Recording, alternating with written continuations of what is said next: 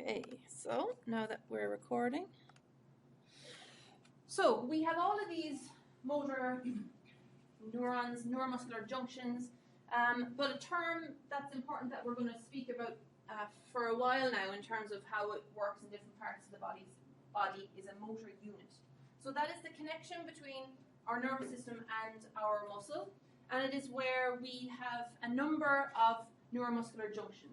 So we connect our central nervous system to a muscle fiber, which would be a neuromuscular junction, but there might be a number of those in one motor unit. So we have various muscles in the body. You mightn't think that there's muscles that control how your eyes move, and imagine how precise that needs to be, the small little movements that you would see in your eyes. We obviously have motor units that stimulate contraction in large, gross muscles, such as our gastrocnemius or gluteus maximus. Big muscles are stimulated to contract through these motor units. So essentially what we have information coming through our nerve, going through our motor neurons and connecting to the muscle fibers.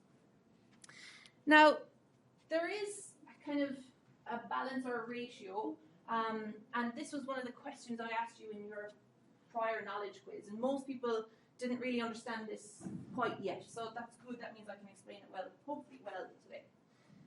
So there's a thing called an innervation ratio, and that's where we have a muscle. It has a certain number of total muscle fibers. So if we think about the biceps, an average bicep has 580,000 muscle fibers. Now, we need to stimulate contraction in those muscle fibers, and we do that in the biceps using 774 motor neurons.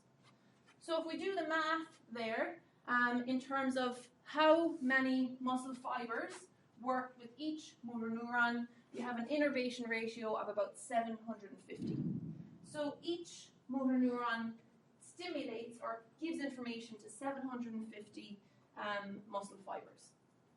Now, if we look at some other muscles, we can see we have our gastrocnemius, which has even more muscle fibers, even less motor neurons, so it has a higher innervation ratio. So for each motor neuron, it has to work and send information to 1,800 muscle fibers. Now, when we come down and look at the very specific fine muscles that work on the eye, we can see we have far less muscle fibers, still quite a lot, to 22,000 muscle fibers in this particular eye muscle. But look how many motor neurons there are, 4,150 motor neurons. So we have an innervation ratio of 5. So each motor neuron gets to focus very specifically on just 5 muscle fibers, which means it has a very, if we compare, it should be up a little bit, but if we compare those two, so big muscle like the biceps, gross movements, maybe drinking our mug of coffee, but our eye muscle, very fine movements, very specific, maybe opening and closing the retina, moving the eye to look in different parts of the room, we have a very low innervation ratio. So low innervation ratio means that that motor neuron can do very fine, specific work. Now, I was trying to think of a way of kind of applying this to something else to try and understand it a little bit better. And the best thing I could come up with was, imagine you have a puppet, okay? One of these puppets that has like these movable arms and legs. Now, if you have lots of different strings on that puppet, you can make that puppet do amazing things. You could make it look like a real person doing ballerina dance moves. Whereas if you have a puppet who only has a small number of strings, you can only get him to do kind of big movements. You can't get him to do this. You can only get him to do this, because you don't have enough strings or motor neurons to make a very precise movement. So that's my kind of attempt at trying to explain that in a nice way for you. So innervation ratio is essentially the balance or ratio between the number of motor neurons we have and the number of muscle fibers. The smaller that number, the more precise the movement we can create. So these motor units. So again, a motor unit is, we have our motor neuron feeding information to a group of muscle fibers. Each motor unit will work only on one type of muscle fiber. So I know you're familiar with the various types of muscle fibers. We've type 1, type 2A, and type 2X. We have slow and fast twitch muscle fibers. Essentially is the gross kind of description of them. But any one motor neuron will only stimulate either type 1, type 2A, or type 2B, or type 2X, whatever way you want to describe them. So that's an important thing to note about motor neurons and motor units. They will only work to one specific type of muscle fiber type. To remind you, and I'm sure you remember, but you have here 3 muscle fiber types. Type 1 is the type of muscle fiber type you would expect to see in your distance runner or expect to be utilized in a slow movement like maintaining balance. They are very resistant to fatigue. They don't produce a lot of force. So if we have a look here, I know this is sideways, I'll bring it up on the next slide looking a little bit more appropriate, but we can see we have a lower amount of force here and it never really fatigues. It stays producing force for a long time. We have type 2A muscle fibers then. We might see them in endurance sports like cycling or bicycling, are they not the same thing? Where we have endurance, but we also need power or high velocity movements. So they're more fatigue resistant than the type 2B muscle fibers, but they do contract fast. So we can see we have more force, but they do tend to fatigue a little bit over time. Our type 2B muscle fibers are the super fast ones we're going to see in jumping, sprinting, Olympic weightlifting.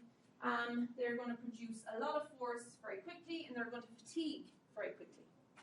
So we can see here we would produce a lot of force but very, very quickly fatiguing.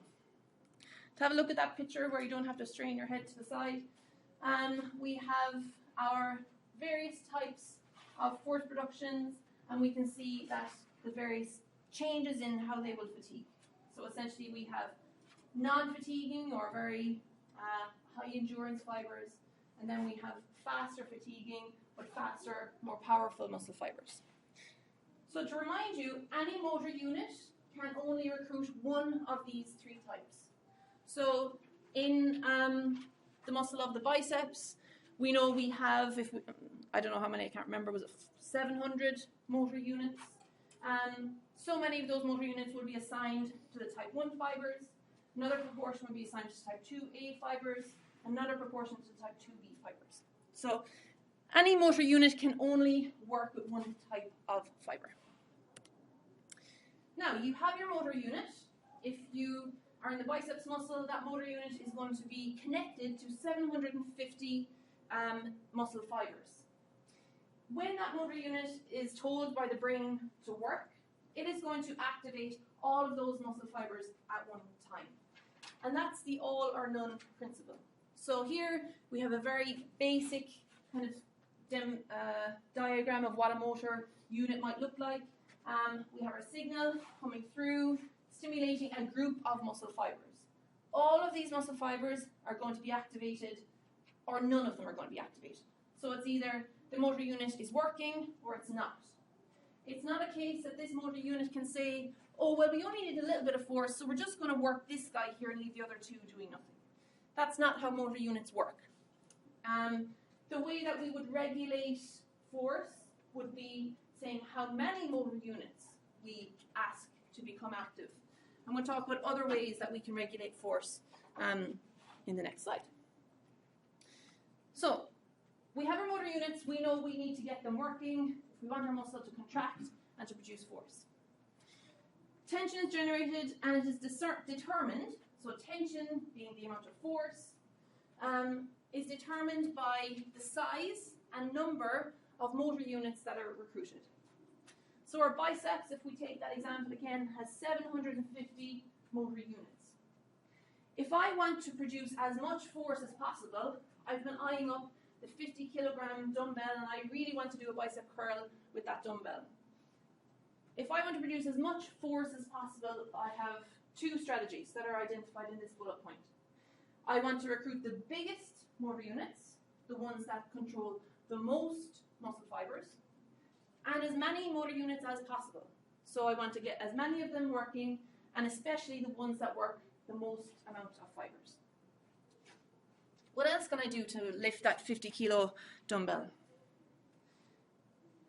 When I start to lift that dumbbell, it works according to the size principle. So the type 1 muscle fibers that are most resistant to fatigue are activated first, and then you would go on to activate your type 2A and type 2B muscle fibers in that order. We'll talk about why you would do that in a second. It's important that the motor units are activated in good timing. So it doesn't make any sense if you activate one and you wait a second to activate the next and activate the next, because the first one is going to be getting really fatigued while it's waiting for the other 749 to become active. So asynchronous activation would be when they are not activated at the same time. Activation is so I'll just read out this point. Activation is temporarily spaced but summed with preceding motor unit activity. So that sounds kind of complicated, doesn't it? But I'm going to try and show you what that might look like in a diagram. So we want to lift our dumbbell. We've said we've 750 motor units that we want to tell to come on and be active. So we want activation is temporarily spaced, but must be summed to kind of fill up our motor unit activity. So we might turn on. I actually don't really need to draw it at all because I have a nice diagram I can show you to do that. I'm giving away all my tricks. There we go. So this is a nice kind of description of that I don't actually have to draw on the diagram. So we have our slow twitch muscle fibers here on this line. Probably we're moving up in terms of 1, 2, 3, 4, and 5. 5 would be the fastest fast twitch muscle fibers. So we're saying that we don't want to turn them all on right at the start. We turn on the slow twitch muscle fibers first. And then after a little bit of time, we turn on the next type of muscle fibers. Another little bit of time, we turn on the faster ones, and eventually, when we're producing the most force, and we're actually lifting up that dumbbell through the most difficult range of motion, we have all of our muscle fibers working at the same time. So we have little bits of a gap in between. Before we have all 750, would be in the middle here. We have all of them working, where we're producing the most force. Now we can see the order is coming in here. We have our slow twitch muscle fibers as the ones we use first. The reason we do that is because they are so fatigue resistant, they can work for the entire movement. Our fast twitch muscle fibers don't work for very long, and that's why we only bring them into play at the very instant where we need the most force. So we can kind of see it's almost like a pyramid effect. The ones that last the longest are activated first, and they remain active most of the time throughout the entire movement. So if we go back to where I was.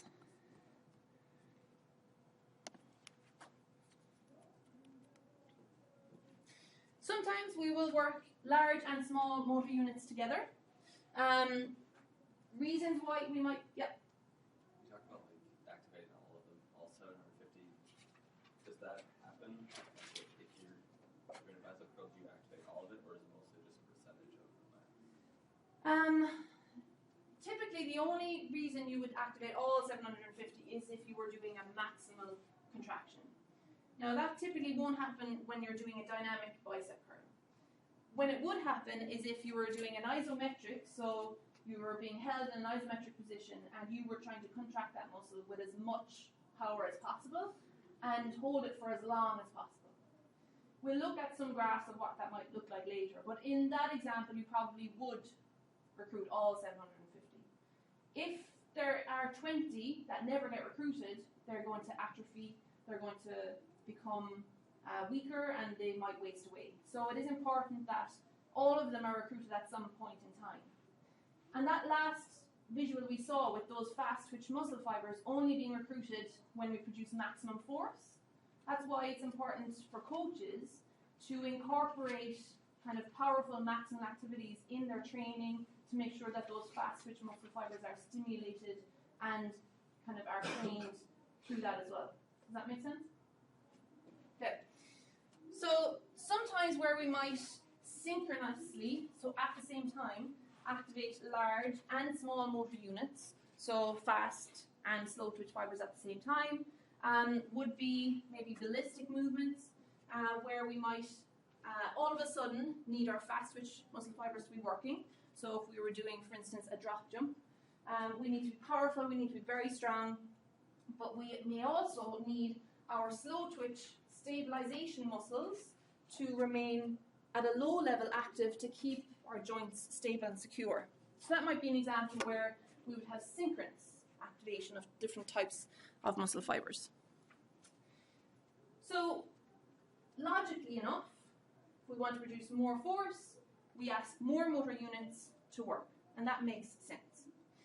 What's more difficult to kind of understand is this theory about frequency coding, or how quickly we send the signals to the muscles to ask them to be active.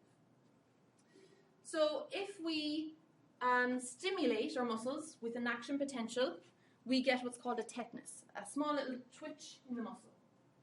If we send that stimulus, that action potential, very frequently, that twitch summates into what's called a tetanus.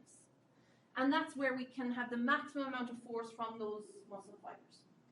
So that's how frequency coding works, and we'll talk more about that in the next number of slides. So small muscles, if we want to produce the most force with a muscle that has a lot of endurance or type 1 muscle fibers, all units will typically be activated at 30 to 50% of their maximum voluntary contraction.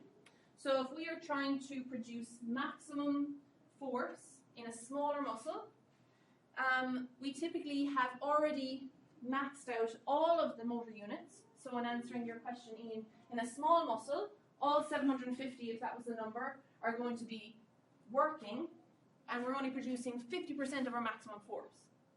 So to get to the rest of the way, the rest of the 50%, we use rate or frequency coding. And I'll explain that in a few slides. Our larger muscles, maybe like the biceps, certainly larger muscles like the quadriceps or glutes, they're still bringing in more motor units when they're at 100% of their maximum contraction. So in terms of how many motor units we get to work is going to be different depending on if it's a small or a large muscle. So our size principle, we start off with our smaller endurance-based muscle fibers, and as we are required to produce more force, we will go up to recruiting our type 2 fast twitch muscle fibers. So if we want to train those fast twitch muscle fibers, we need to perform movements that are going to need powerful, quick, high force contractions. Now, if we think about walking, now walking, how would you classify walking as an activity? Would you say it's like low intensity, moderate intensity, or high intensity? So high intensity, if we think of an activity, might be sprinting or jumping, so powerful, high force. Low intensity would be standing still, or I probably would put walking somewhere in the middle in terms of it's low intensity, but if you do it for a long time, your muscles may become fatigued. So in terms of the type of muscle fibers you would expect to be working as I'm walking along here, what would you expect? Hands up for those of you who feel it will only use type 1 muscle fibers. Okay, we have some three brave souls who are willing to raise their hand. Good. So, how many of you feel that it will use a mixture of type 1 and type 2A muscle fibers? Okay, more people with hands. How many of you feel that will use all 3 types of muscle fibers? Okay, so most people are either saying it's all type 1 or it's type 1 and a little bit of type 2. Now, if you have been trying to figure out the diagram, you would see that none of you are right. So what these black lines here indicate is the steps in walking.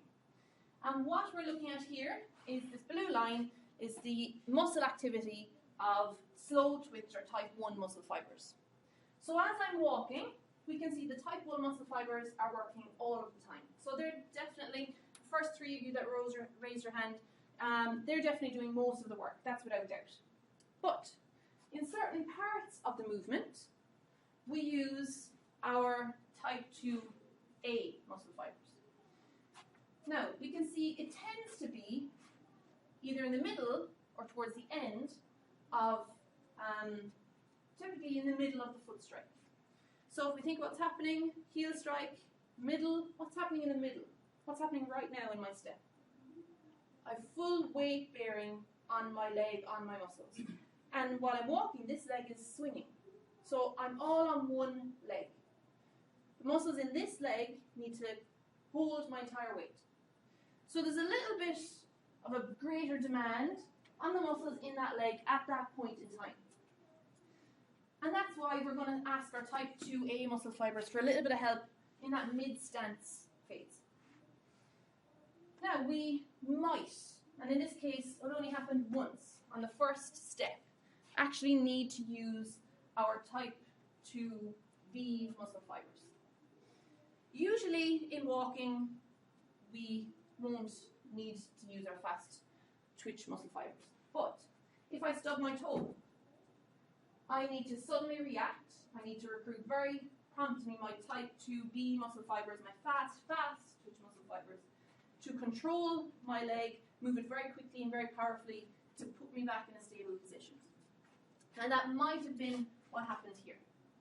So if we're walking along very easily without any difficulty, most of you are right in that you will use type 1 and type 2A muscle fibers. But if something untoward happens, someone comes up behind you and says, hey, it's been ages since I saw you, and then that reaction is going to be utilizing those fast twitch muscle fibers. Now, yeah? So what if you go hiking? Okay. So give me an example of what will happen when you're hiking. What would it be like? Mostly, well, it's obviously going to be like slow twitching sometimes, Yeah. but like it's probably going to be like a lot of like fast twitch too. Yeah, so like in hiking, very unstable terrain, you might need to like take a very big step up. Definitely get some faster there. You might need to step up onto a big rock or something like that. So you definitely would need type 2A there. You need more force. But does that need to happen very quickly? Probably not. What would happen maybe if you did have to stumble or fall, you might need to use those type 2Bs, those extra fast ones.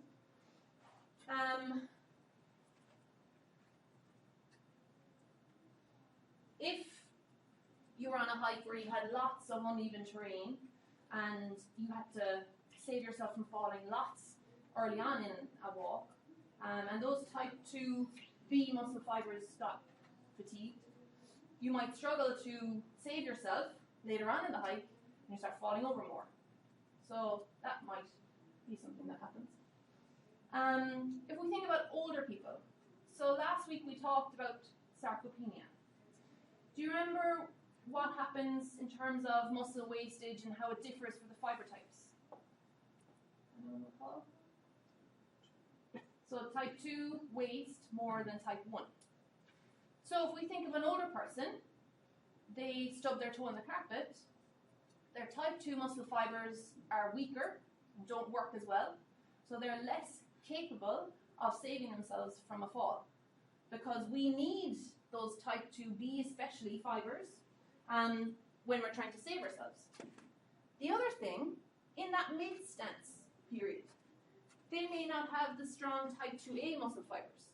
So what you see in older people a lot of the time is they take shorter steps. So there's the lowest amount of possible time where their leg is swinging and all of their weight is on one side.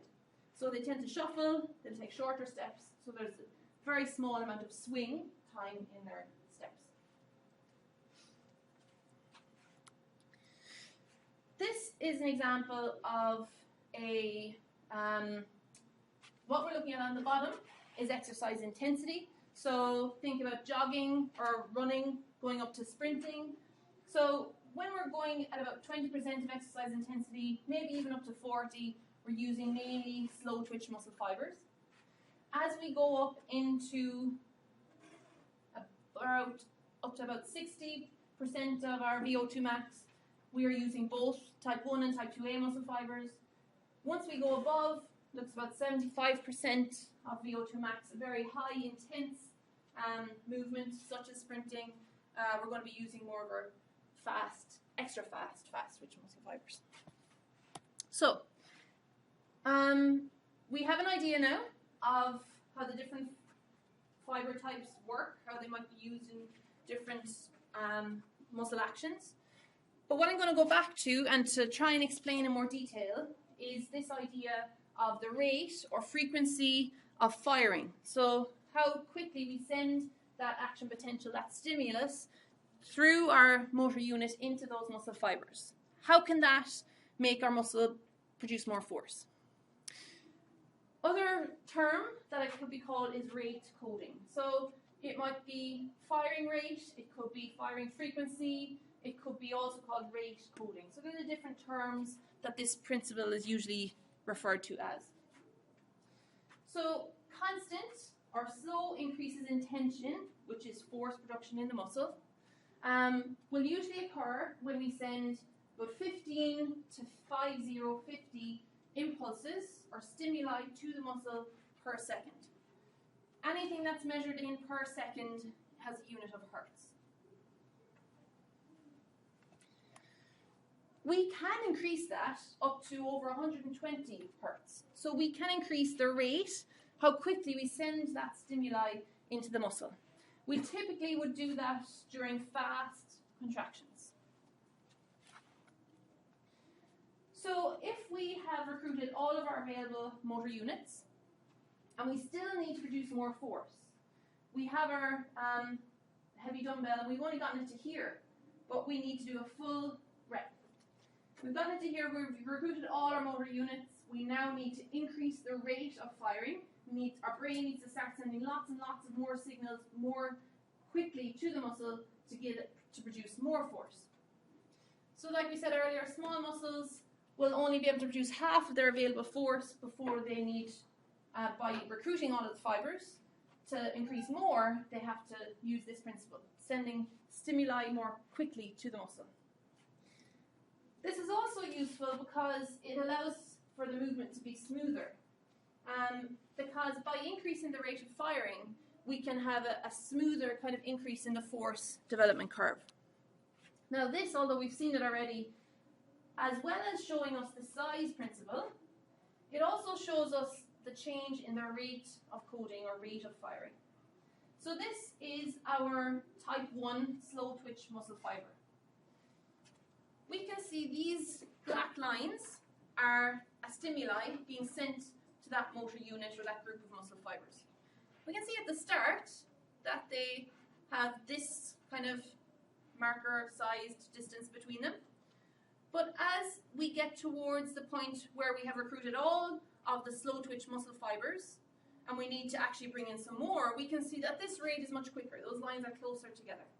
So the closer together those lines are, the quicker the rate of firing. We can see that it doesn't really get much closer together than this, but it certainly gets higher rate of firing as the muscle is trying to produce more force. If we see how that differs in the different types of muscle fibers, so we can see we only utilize our very fast twitch muscle fibers for a small period of time, but when we do, they're stimulated very quickly, so a high rate of firing. So those lines are very close together. So we have the various types of muscle fibers shown here. We have our slow twitch, and we have our two types of fast twitch muscle fibers shown here. So this is what I was talking about in terms of that twitch with one stimulus. So if we supply one stimulus to a slow twitch muscle fiber, this is the response. A very low amount of force, so all these curves here are looking at force. So a low amount of force that lasts quite a nice amount of time. Our type 2A muscle fibers, we have more force, and it dies off after a certain amount of time, less than the slow twitch, but a longer amount of time than the fast twitch. When we provide one stimulus to our super fast twitch muscle fibers, we have a very high amount of force that dies off very quickly. So to utilize the rate of firing, we want to provide an increased rate of stimuli. So if we have just one twitch, we need another stimulus to come right here. So that twitch is going to go there, then it's going to go rising up and up. And I'll show you an image that kind of shows that in a second. The typical firing frequencies for the different muscle fibers are shown on the top. So slow twitch, we usually use between 5 and 60 stimuli per second, whereas our fast twitch use anything between 15 and 120 stimuli per second. So this is if we just send one twitch, one stimuli, receive one twitch. But these little arrows are indicating where we've sent a stimulus. So we can send this stimuli this far apart, and we have an increase in force that's kind of gradual and not very smooth. If we bring those twitches closer together, we can see we get to the same amount of force, but we still have this kind of jumpy bit in the middle. Now, if we send those stimuli much closer together, we can see we can get up to a smooth tetanus. This is what tetanus looks like, where the muscle is producing a continuous contraction. And we can see that that force production is very smooth. It's not jerky. So we have the optimal rate of firing here to have a nice, smooth, maximal contraction from that particular muscle fiber. So next week in our lab, we're going to be measuring those action potentials. We're going to be measuring those stimuli. And the method we use for that is called electromyography. You have used this in your previous labs for your physiology course, and you would have used what's called a biopack system, where you have wired electrodes that go onto the surface of the muscle and you look at the muscle activity. So you're somewhat familiar with how that works. In next week's lab, we're going to use one of our new pieces of equipment, which is a wireless EMG system, which doesn't have any wires, so it means we can get the athlete to do kind of dynamic movements that the wires won't get in the way of, which is going to be kind of nice, depending on what exact experiment we do. So to remind you what an EMG is, what it produces, what it looks like, it essentially is a technique that will measure electrical activity in the muscle. And this image here is kind of a schematic to show what that essentially is, or what's happening and what it does. So we have our motor neuron here that is sending our signals. We remember that those signals are going to be coming in at a certain frequency. So this one is going to one of the motor unit's muscle fibers. This one is going to another one of the motor unit's muscle fibers. This is going to another muscle fiber, and this is going to another muscle fiber.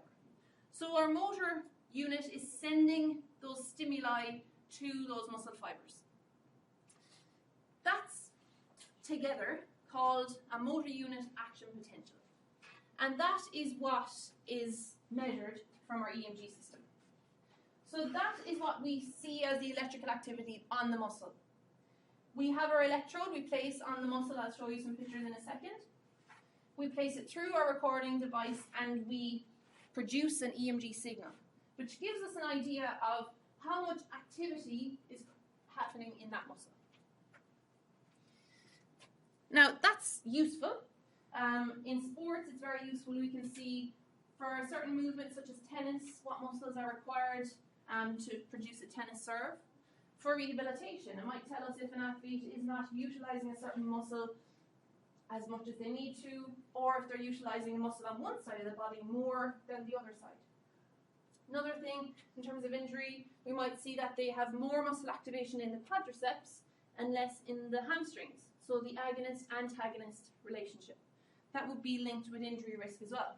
So by measuring muscle activity gives us a picture into how or why the athlete is producing the movement that they produce. Maybe they're moving in an inefficient way. Maybe they're walking like this. Why are they walking like that? Probably because they're not able to recruit their hip flexors. We could measure that muscle activity to see if that is the case, or is it a joint restriction, something like that. So measuring muscle activity is quite useful. And this is what the electrodes you guys would have used in your labs last year or whenever you did your physiology course and lab sessions. And that's called surface EMG. So we place electrodes on the surface of the skin. They measure the electrical activity that's happening in the muscle, but of course it has to come through any fat and skin tissue, so it sometimes can get somewhat dampened. But that's our best estimate really for most sport research, to be able to, in a non-invasive way, measure muscle activity. But we also have what's called indwelling or intramuscular EMG. And that's usually only used in a clinical setting, perhaps in a hospital if someone was having a muscle tested, but most of the time in research where they're trying to identify the level of activity of a deep muscle, for instance. So for us to measure the activity of any of our musculature that would work in a core stability exercise, it's difficult to get that from the outside because those muscles are covered up with lots of other muscles and they're not superficial. So we can actually insert a needle into the body, into that muscle, to more accurately measure the EMG signal. Never happens in any dynamic environments and is very inappropriate really for most sport research. So, this is the typical relationship we see between electrical activity of the muscle, so the amount of electricity in there, and the amount of force that's produced by that muscle. So pretty logically, if there's more activity, we produce more force. Now there's not a perfect linear relationship, so we can't say if we increase our muscle activity by 20%, we produce 20% more force. Because this relationship will be slightly different for different people, for different muscles, but we do tend to see if we increase activity, EMG activity, we increase our ability to produce force. You can see a nice kind of linear relationship for those things there. We can see it represented here. This is our EMG signal, and this is the force being produced in a handheld dynamometer. I'm not sure exactly what muscle is being measured, but probably something in the forearm. So the experiment would be that the participant is asked to grip the hand grip dynamometer, release, grip, release, grip, release. And we can see when we produce the most force on the dynamometer, our EMG activity, which is normalized here to just one direction, is much higher when we produce more force. So that's kind of a logical relationship. Now that's not necessarily true for eccentric muscle actions, however. It is true for concentric. If you have more activity, you have more force. But we know that eccentric muscle actions are more passive than active. So the relationship between an increase in force does not necessarily always show an increase in activity when we are comparing or looking at an eccentric muscle action. If we were thinking about a bicep curl, which is probably what we're looking at here actually, on the upward phase, we have a high amount of activity. This is the biceps brachii here, brachioradialis. So we have a high amount of activity. We can see we have produced a moderate amount of force to lift the dumbbell up into our fully flexed elbow position. Now as we lower that down, we're producing force, we're producing movement, but we can see the muscles are not as active as they were in the upward phase. So eccentric muscle actions produce less muscle activity than their concentric counterparts. Now, I'm going to ask you to think about something for a second and see what you can come up with. So, we know that if you want to produce more force in a concentric muscle action, we'll keep it, we're only talking about concentric muscle actions here. To produce more force, you need to recruit more motor units. Therefore, you are going to see an increase in the amount of muscle activity. But what happens if you are asked to maintain that force for a long period of time? Okay? So, you will become fatigued. So what do we think will happen to the size of our EMG signal? And what will happen to the frequency of the stimuli we send to our muscle? So if we think, I didn't mean for that to show up, but now you've all seen it. But anyway, I'll just hide it for now. Good, okay. Just pretend you didn't see it. So we get to this point, okay? We have recruited all of our motor units. We have increased our firing rate to some point, and we are producing our maximum amount of force that we can. Now, I'm asking you to hold that for as long as humanly possible. And what I'm wondering is what will happen to the amplitude of the signal, and what will happen to the frequency of the signal. And I've also actually just put it up there so I can't even ask you to think of it either. So, next year I'll remember to hide that. So, we've gotten to this maximum force, and we're trying to sustain that maximum force. What we will see is that the amplitude, the activity of that muscle will keep getting bigger, will keep increasing. The electrical activity will get bigger and bigger and bigger until you just can't produce force anymore. But the frequency will drop off. So if we put that graph up that I was trying to talk about now. So we are holding this position here. Our EMG amplitude, which we are looking at in the black dot, continues to rise as we try to hold this muscle contraction, but our muscle is becoming fatigued. The frequency of these stimuli, so these repeated dots, or arrows, whatever they are signals coming from our brain, these start to get less and less frequent. So, based on what's happening here, what's going to happen are type 2 muscle fibers as we become fatigued? Are they going to be working? No. So our type 2 muscle fibers are going to go to sleep. They're not going to be working, they've become fatigued, they will no longer become active. Do they use a fast or a slow frequency of stimuli? Are those lines close together? Yes. So what do they use? Fast frequency of stimuli. So if there's no longer this fast fiber, then after more time, there's no longer our type motor unit 4. After more time, motor unit 3 disappears. Eventually, we're just left with motor unit 1. And we know that motor unit 1 has a lower frequency of stimuli than any of these other faster fibers. So that's why we lose those fast twitch motor units. They become fatigued, they don't contribute anymore. Therefore, the frequency of stimuli decreases because we're only down to working with our reliable type 1 muscle fibers, which have a slower stimulus of activation. So with fatigue, there is also a change in what we see as that twitch response. So a healthy twitch response that's not fatigued would look something like this. So we can see that spike. A tired or fatigued twitch response is lower and slower, so over more time. So what that means is that the frequencies are going to be slower, and that's another reason that we see a decrease in frequency over time. If we have a look back, sorry, wrong way. So we bring up this image again, just to remind us. So we get to the point at the very end of our movement where we can no longer produce force, we give up. All we're left with is our type 1 muscle fibers.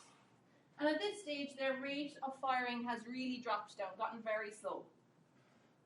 So the reason that frequency decreases with fatigue, 1, we are left only with slow twitch muscle fibers, and 2, the size and shape of that twitch changes when our muscle becomes fatigued.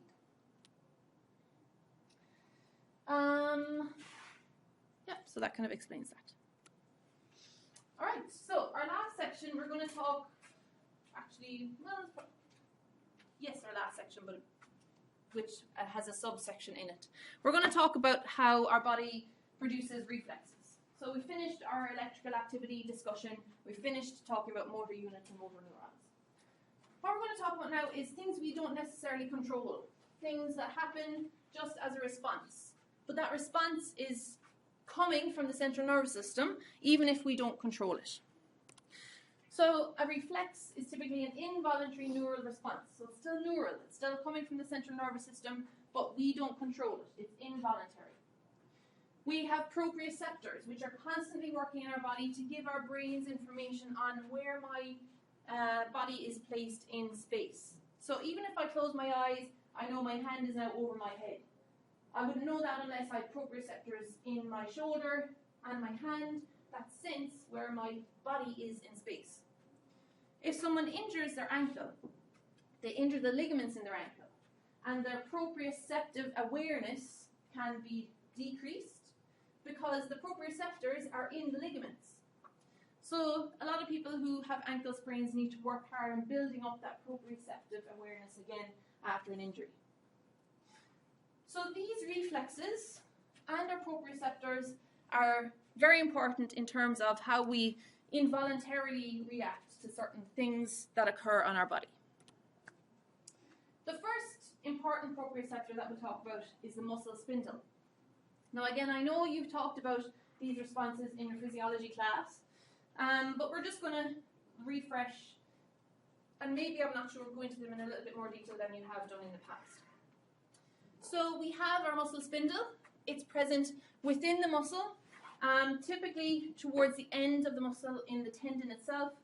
And what will happen is if this muscle spindle senses a stretch, it is going to tell that muscle to contract. It says, something's going on here that's not safe.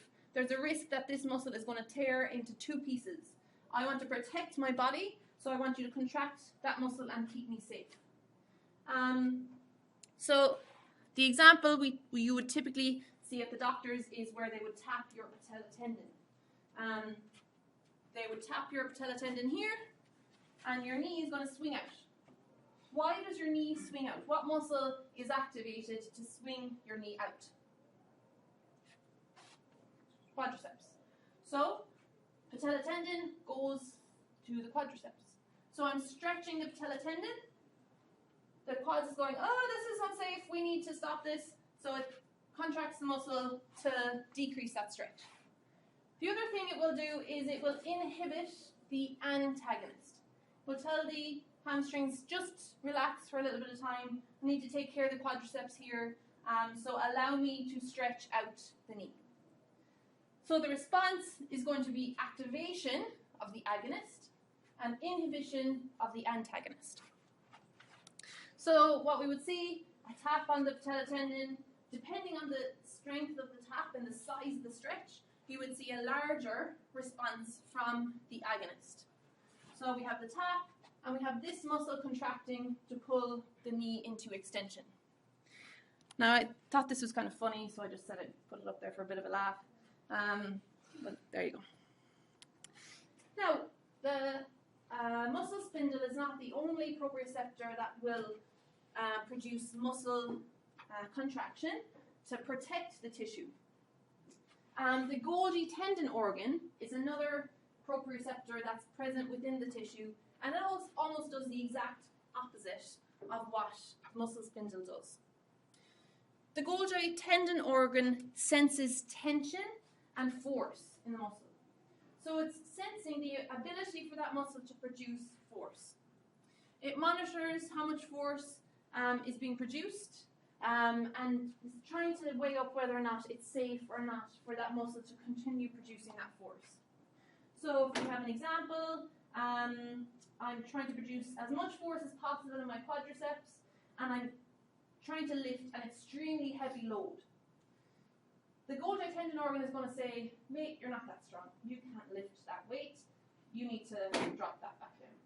So it's going to activate the antagonist and inhibit the agonist.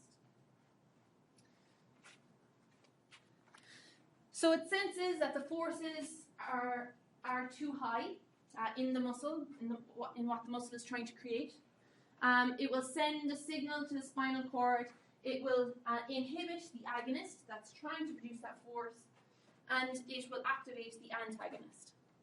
Now we see that utilized quite a lot in stretching, specifically PNF stretching. So if you have an athlete who they're with their athletic trainer and they're trying to stretch their hamstrings, they will ask them to push down as hard as they can with their hamstrings. Golgi tendon organ is thinking, oh, this is a lot of force, I'm going to ask you to just turn off. So your hamstrings are going to be inhibited, where your trainer is going to stretch them and be able to stretch them further because the nervous system has inhibited their ability to kind of resist or contract the athletic trainer while they're stretching them.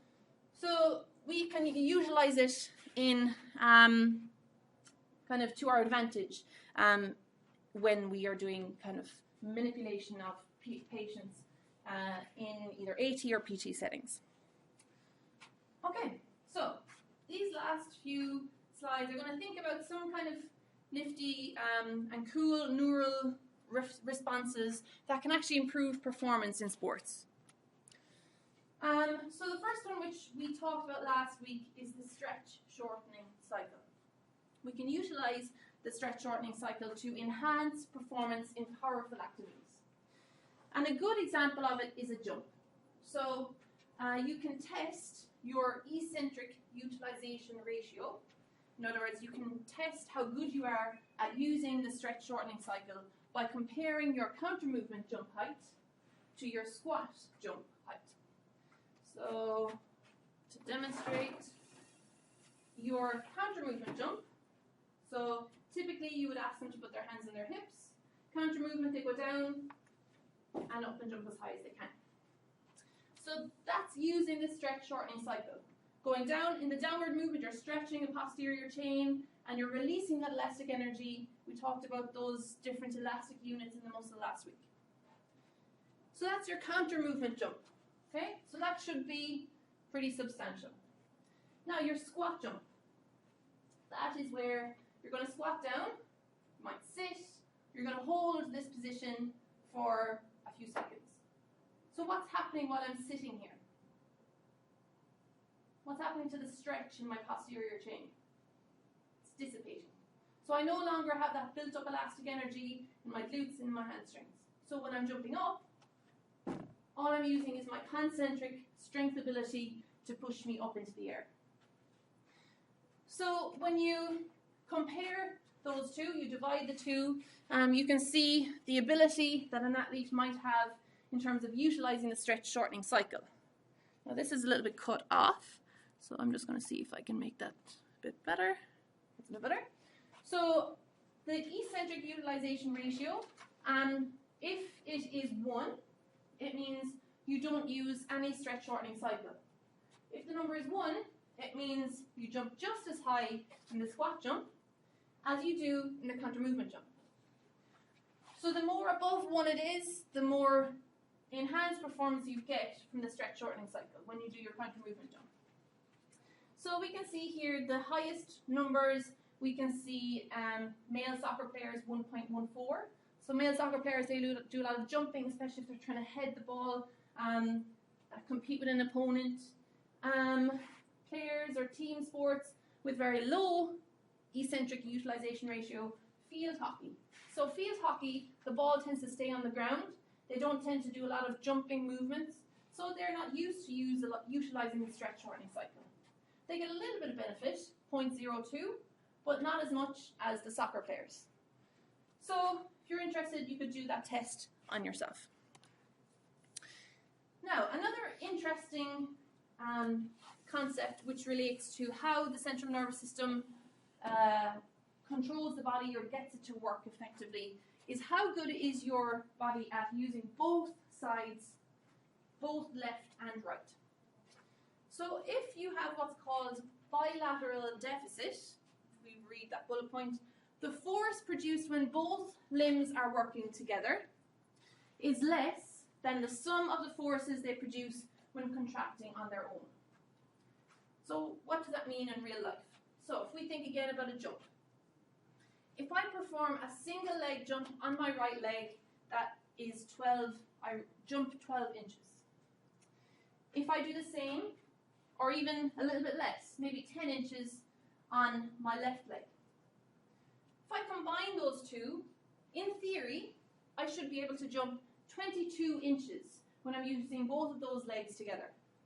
If I can produce as much force as that and get me up 12 inches on this side, and 10 inches on this side, when I get both of those legs working together, I should be able to jump 22 inches.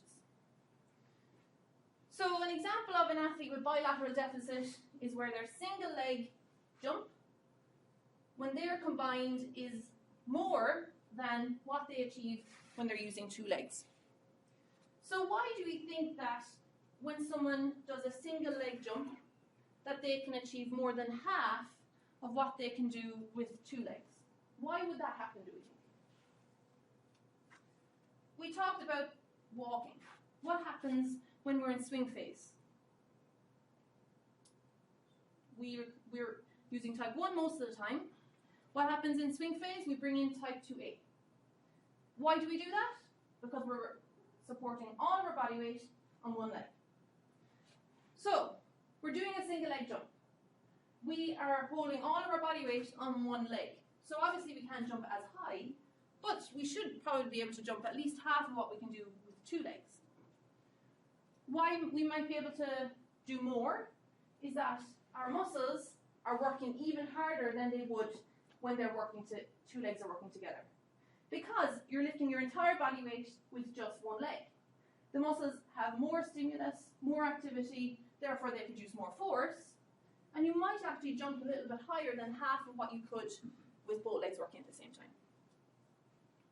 The other thing is you might move a little bit slower. Because you're not really familiar with doing a single leg jump, you might move a bit slower, and typically if you produce more force over a longer period of time, you should be able to jump higher. Now, the opposite is where you produce less force on one leg than half of what you would produce on two legs. So let's say I can jump 20 inches using both of my feet and both of my legs, but I can only jump 8 inches when I jump on my left leg on its own. That is bilateral facilitation. And we tend to see that in athletes who are very unfamiliar in moving or jumping on one leg. Cyclists, weightlifters who are very comfortable in doing synchronous movements on both legs and haven't done a lot of training using one leg. So that would be the kind of reverse or opposite of that.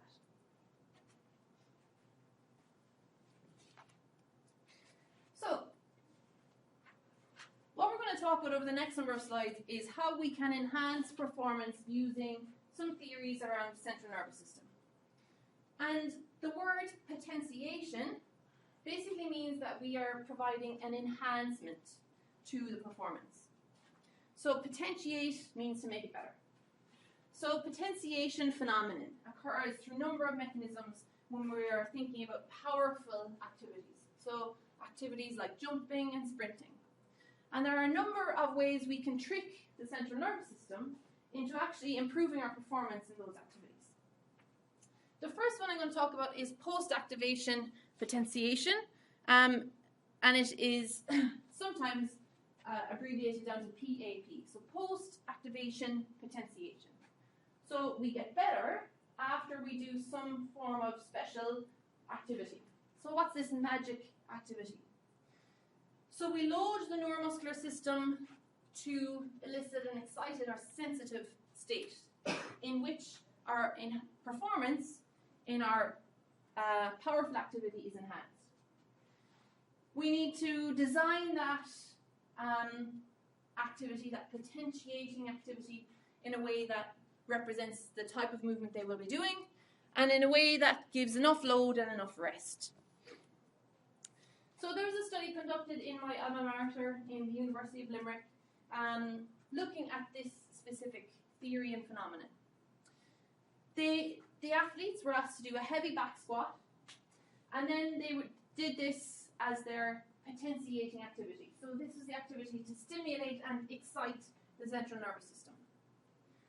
What they did then was that they get varying amounts of rest on different days to see how long you needed to wait after you do this back squat to have an enhanced counter movement jump performance. And this is what they found. So here is where they do their back squat, 0 instance of time. Here is 30 seconds after the back squat. They try to perform a jump and they have a performance decrement. Okay? So you need to wait definitely more than 30 seconds after you do this heavy back squat to have an enhanced performance. The next dot on the graph, we can see they waited 2 minutes. So this was a different test and a different day. They said, this time we're going to get you to wait for 2 minutes. We can see we still had a decrement in performance. So this y-axis here is flight time, which is going to be an indicator of jump height. So we can see we have a decrement of less than 20 in terms of their control or baseline flight time or jump height. When they waited for 4 minutes after this heavy back squat, we could see a 10 millisecond enhancement in their flight time. So we could see improvements in jump height. So they did a heavy back squat, excites and stimulates the central nervous system, and 4 minutes seems to be the perfect window to allow improvements in that jumping performance afterwards. There's been lots of research in the area since this time, looking at other powerful activities like sprinting and other types of jump, like broad jump. And this is these are all over kind of social media and Twitter now, where results of research studies are placed into this kind of funky little infographic. And this is summarizing a lot of the work that has been done in this area of late or of recently. So this might be probably a bit small. Let me adjust it and break it onto 2 pages.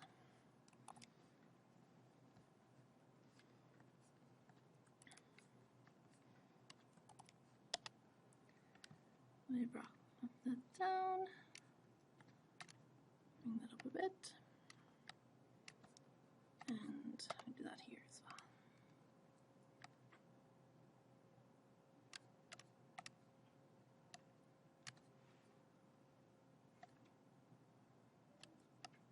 All right. So what we're doing is we provide a stimulus. Now, different researchers looked at lots of different stimuli.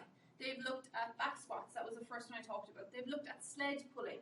So if you have a sprinter and they ask them to pull a heavy sled to stimulate the central nervous system. They've used power cleans, so more kind of less heavy resistance, utilizing more powerful movements. And they've looked at the effect, and this is specifically sprinting performance. And typically we see an enhanced performance in sprinting, but it can vary from person to person. It can vary in terms of the amount of improvement we tend to see. And it comes down to some people positively respond to this stimulus and others don't. So you have your positive responders who have a post-activation potentiation and have improved performances. You have your negative responder who doesn't respond very well to this. They have prolonged fatigue, their muscles don't work optimally after this potentiation, and they don't get any benefit at all. And then you have some people who respond well some days and not other days, depending perhaps on the training cycle they're in, what session they've done the night before, what kind of fatigue status they are in themselves, and there might be different types of stimulus that suit different athletes more or less. So there's definitely some theory to say that this theory works, but it would be down to the coach and the athlete to figure out which stimulus and which time works best for them. Now, there's another trick we can use in our central nervous system to improve our ability to produce force, and that is the concurrent activation potentiation. So concurrent means it's happening at the same time. So we use what are called remote voluntary contractions. So we have a remote part of the body away from where we're trying to produce force that we voluntarily contract. So the image that we see here, we have an athlete who's trying to produce as much force as possible on this isokinetic dynamometer. So he's pushing out in knee extension to try and produce as much force as he possibly can. He is performing remote voluntary contractions at his jaw. So I'm not sure if you can see, but he has a gum shield in. He's clenching down on his jaw. He's gripping. He has hand grip dynamometers, I suppose they're called as well. So hand grip strength measure devices. He's squeezing them as hard as possible. And he may also be performing the Valsalva maneuver, where you hold and contract, you hold your breath and contract your core musculature to increase kind of internal body pressures. So these would be examples of remote voluntary contractions. Now, why would you do this, and what does it actually create? The theory is that it creates a motor cortex overflow. So your brain is telling all of these different parts of the body to increase the amount of force that is being produced. And some of that might overflow into the part of the body you're trying to produce force in, such as the quadriceps in that example.